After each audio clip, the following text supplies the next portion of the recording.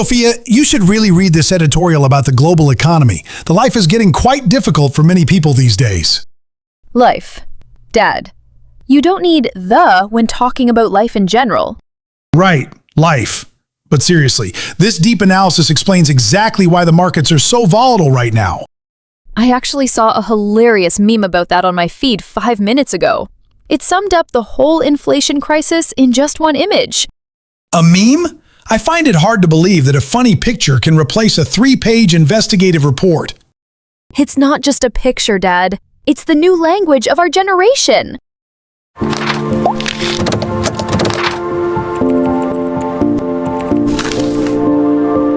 Today, we're tackling the information revolution. Is a viral meme a necessary evolution of social commentary? Or are we just destroying the depth of the English language? I still believe that authority maketh news. Using a funny picture to explain global inflation feels like reading a comic book instead of a balance sheet. It's intellectually lazy. But Dad, attention isn't a long-form luxury anymore. Lately, memes are the new standard for keeping up with the world. It's about capturing a moment's truth over a dusty editorial rule. It feels like I'm being asked to ignore 50 years of journalistic integrity. To my eyes, news will always mean a printed broadsheet, not a viral GIF on a smartphone.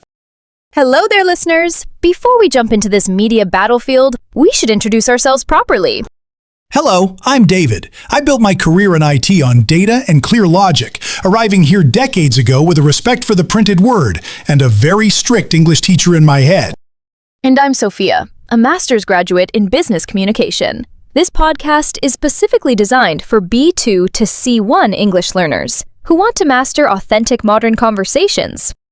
I'm David, and I'm here to provide the provocative traditional views and, as usual, a few linguistic mistakes for Sophia to catch. And I'm here to provide those radical candor corrections. We'll fix Dad's grammar and decide if the meme revolution is a sign of progress or just a massive misinformation headache. Spoiler alert, the algorithm waits for no one. Sophia, there is a specific, heavy rustle to this Sunday broadsheet that you just can't find on a glass screen. To me, this physical weight makes the news feel grounded and far more permanent. Honestly, Dad, that sound just reminds me of a cluttered office from decades ago. My digital screen is weightless, yet it holds the entire knowledge of the world in real time. But your screen is just a flicker of light that disappears the moment you scroll past it. This paper demands my full attention and forces me to digest the content slowly and carefully. That slowness is exactly what my generation finds so frustrating about traditional media. I prefer an infinite, living stream of data that I can navigate with just a flick of my thumb. You call it efficiency, but I see it as a dangerous lack of focus for the human mind. There is a certain professional decorum in finishing a printed page before jumping to the next thing. Logic doesn't dictate that we must use old, static tools to find the deep truth, Dad. My digital feed is specifically curated for my career and interests, making every second I spend on it count. An algorithm isn't a substitute for a seasoned editor's judgment and historical context.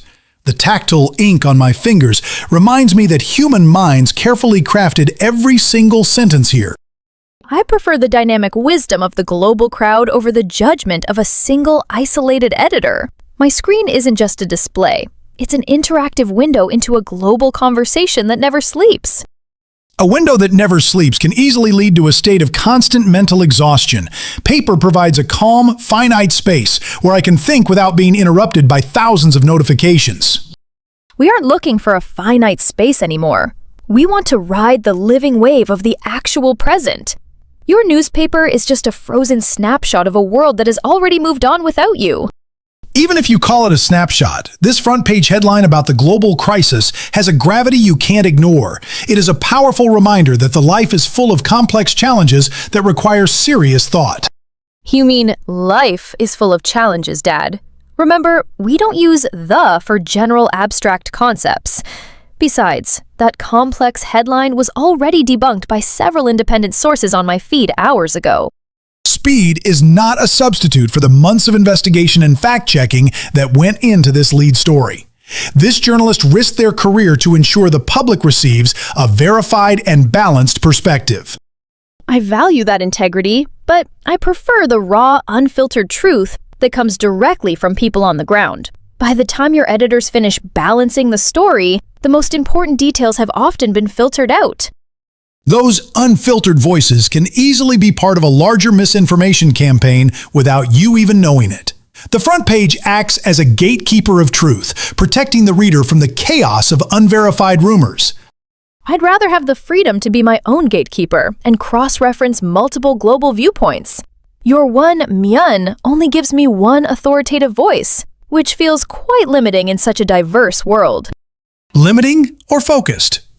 I believe that a curated selection of the most important events helps us understand the why behind the news rather than just the what. The why is exactly what's being debated in the comment sections and forums right now in real time. I can see the global reaction to an event as it happens, while you're waiting for tomorrow's analysis. A reaction is just an emotion, while an editorial is a reasoned argument based on historical context. We need that stability to prevent our society from being swept away by every temporary viral trend. Society is already moving at the speed of light, and your stability feels more like being stuck in the mud. If the news doesn't reflect the current energy of the world, it loses its power to spark real change. Look at this image on my screen, Dad. It uses a single frame from an old movie to explain the entire energy crisis with perfect satire. It captures the irony of our current situation in a way that your 1,000-word editorials simply can't. I see a cartoonish face and a caption in bold letters, but I don't see any actual substance or data here. It feels like you are reducing a serious global tragedy to a cheap, half-second joke for social media engagement. It's not just a joke, it's a sophisticated cultural shorthand that resonates with millions of people instantly. This 0.5-second aesthetic allows my generation to share a collective understanding of a problem without all the unnecessary fluff. But the fluff you refer to is often the critical nuance and historical context that prevents us from jumping to dangerous conclusions. By making everything a meme, you are training your brain to ignore any part of the truth that isn't immediately funny or relatable. On the contrary, memes often expose the absurdity of a political situation more effectively than a long-form essay ever could. They are the sharpest tools we have for cutting through corporate spin and reaching the raw heart of an issue. A sharp tool in the wrong hands is just a weapon for spreading mockery instead of actual wisdom. I fear that relying on these flashes of humor will eventually make us incapable of engaging with any topic that requires serious focus. We are still thinking deeply, Dad. We are just processing information at a much higher frequency than your generation. These memes are often just the entry point that sparks a massive global debate across multiple digital platforms. You mean actually here, Dad, eventually is for the final result. But you're talking about a surprising fact. If the entry point is a mere caricature, the entire following conversation is likely to be skewed from the very start. I'd much rather start my day with a dry, objective fact than a spicy meme that prioritizes viral impact over accuracy. Your phone seems to know you better than I do, Sophia. It is almost uncanny how your feed anticipates every single one of your interests before you even realize them. That is the beauty of modern technology, Dad. The algorithm is like a highly efficient personal assistant that filters out the unnecessary noise for me. But a true assistant should also challenge you with something unexpected or even uncomfortable. If you only see what you already like, your world becomes dangerously small and predictable. I do not see it as small. I see it as incredibly precise and time-saving.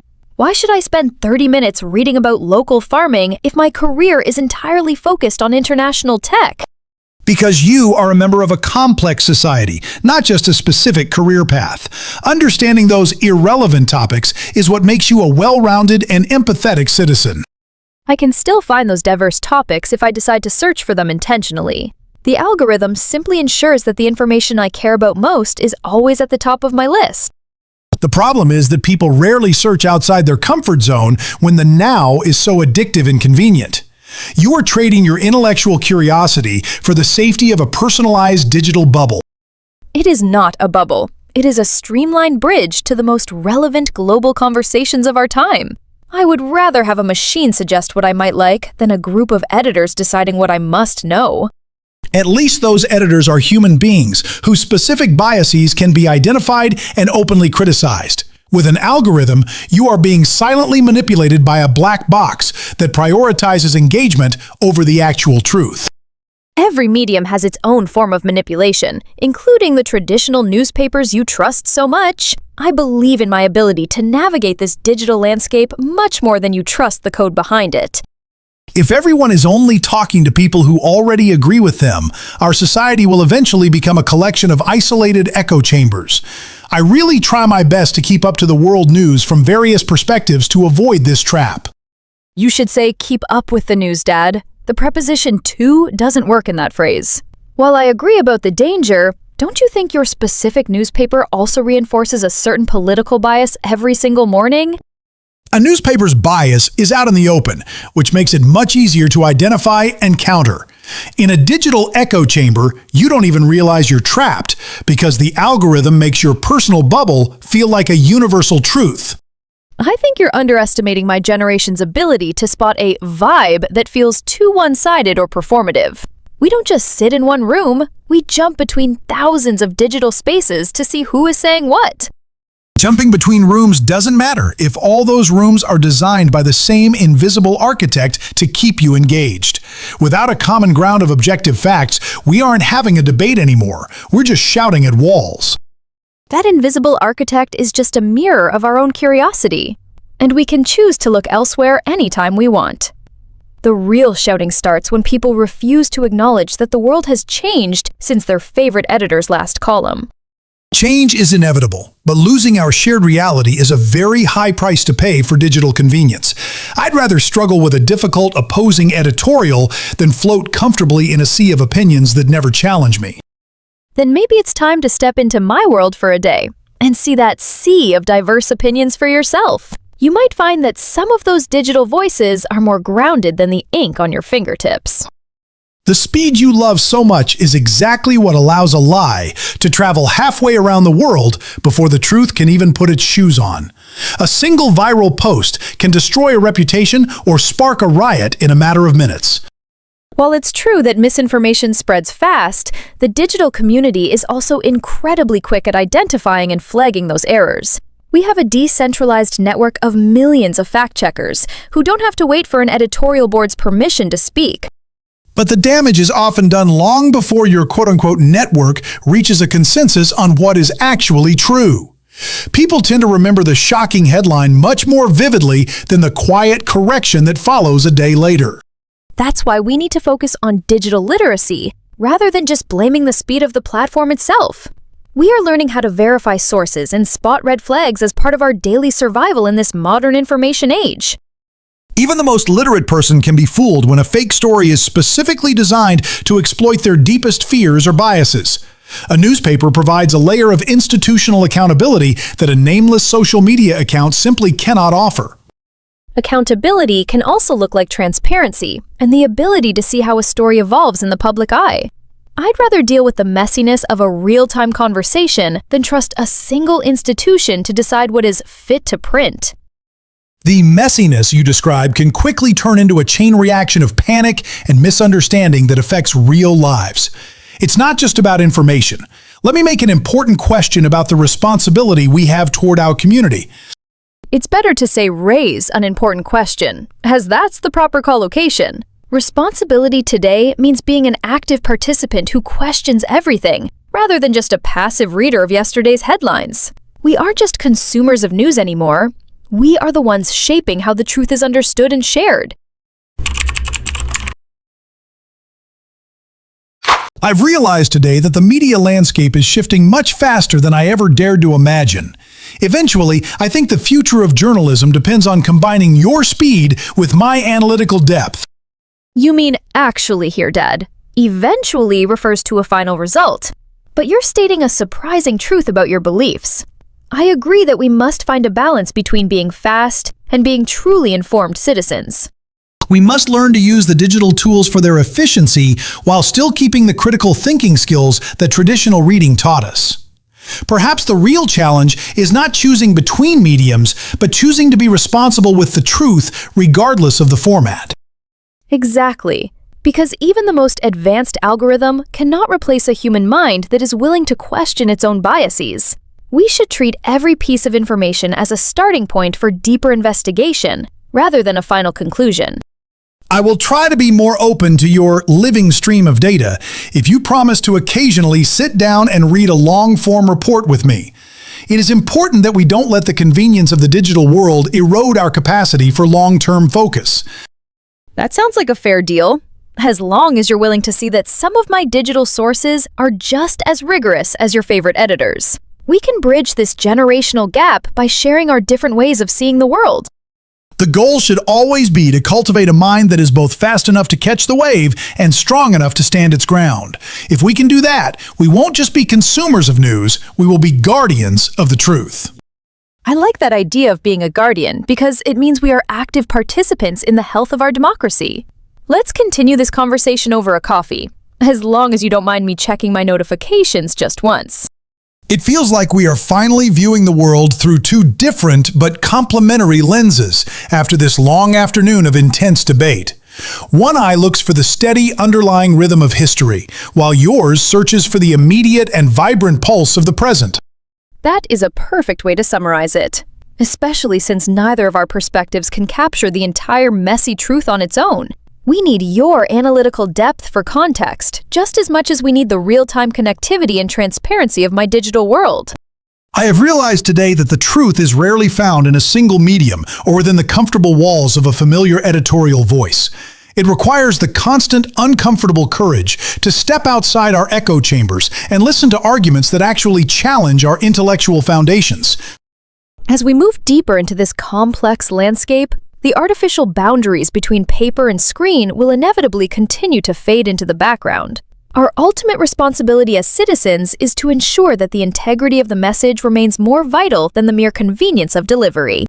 I will continue to hold on to my Sunday broadsheet for its quiet wisdom, but I'll also learn to appreciate your interactive feeds. Before we finish, let me make an important question about how we can truly bridge this gap.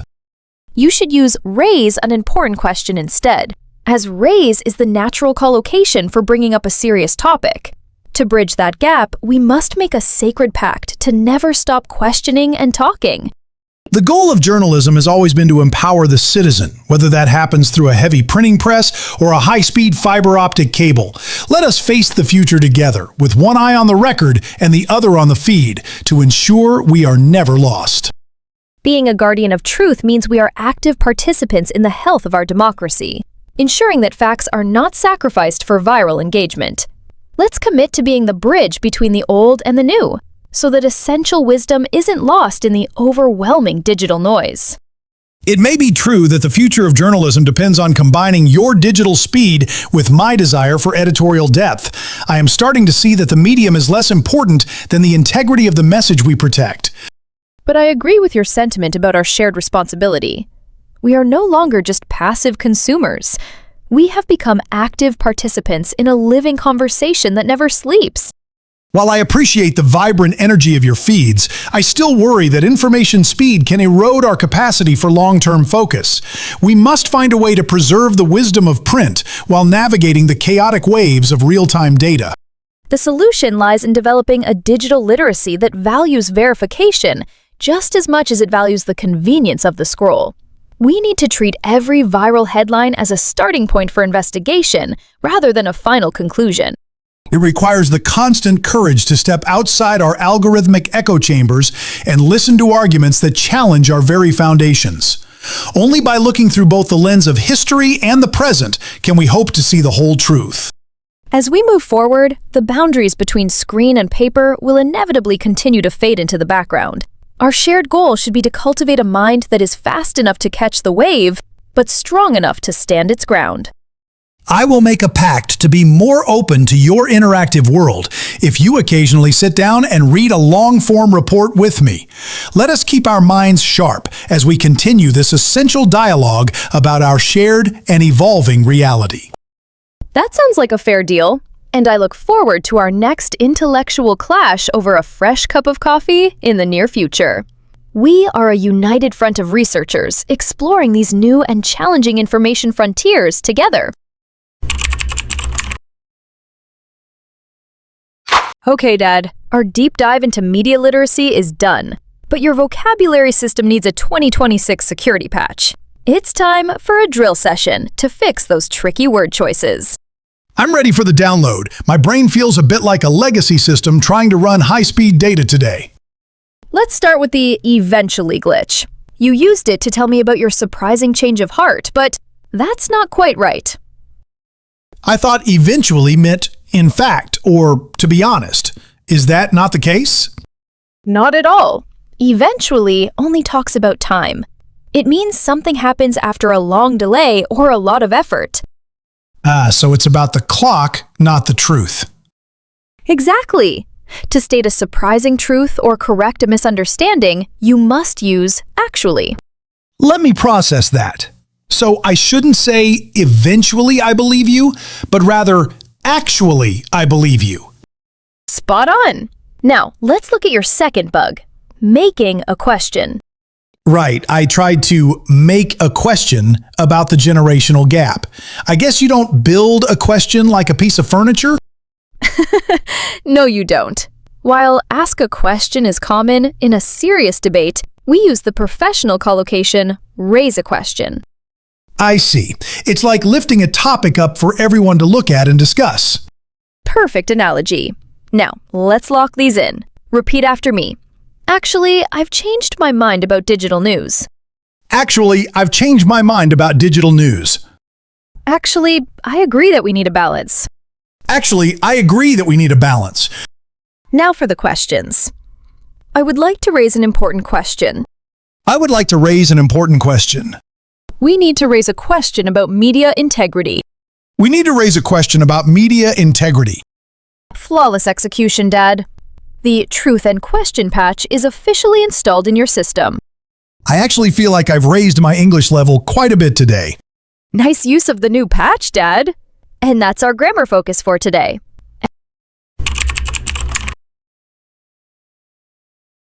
That is all for today's deep dive into the chaotic yet fascinating media landscape of 2026. I hope our listeners are now ready to join us as the ultimate guardians of the truth in their own feeds. I'm actually feeling much more equipped to face the digital storm with a clear mind and a sharp eye. Let's continue to raise those important questions, even when the answers are hard to find in the digital noise. Spoken like a true digital native, Dad. Now it is finally time to close our tabs and head out for that well-deserved coffee. We will be back soon to explore more challenging frontiers of this ever-evolving information world. I am buying the first round to celebrate my successful system upgrade and our brilliant dialogue today. Until next time, keep your mind sharp and your filters active, everyone.